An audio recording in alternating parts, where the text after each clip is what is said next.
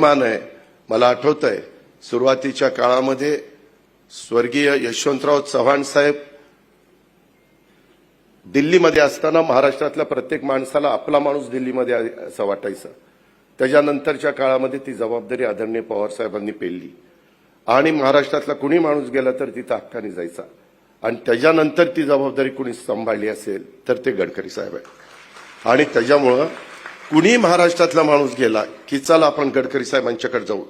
तुम्ही अनेक खासदारांशी माझा संबंध येतो. कुठल्याही राजकीय पक्षाचा खासदार असला तर तो हक्कानी गडकरी साहेबांच्याकडनं सेंट्रल रोड फंड असेल किंवा इतर वेगवेगळ्या प्रकारची कामं असतील तर त्याच्यामध्ये जातात, त्यांच्याकडे हक्काने बसतात, त्यांच्याकडं नाश्त्याची वेळ असेल तर नाश्ता करतात, जेवणाची वेळ असेल तर जेवण करतात. म्हणजे आपल्या पुणेकरांच्या सारखं नाहीये ते. जे आपण कसं तू जेवणच आला असशील, सकाळ झाली म्हणजे तू नाश्ताच करून आला असेल. ते गमतीचा भाग जाऊ द्या, कारण मला पुण्यामध्ये राहायचं आहे. परंतु पुणेकरांच्या सारखा हुशार माणूस देशात मिळणार नाही, जगात मिळणार नाही. एवढी पण गोष्ट आपण सगळेजण लक्षात घ्या.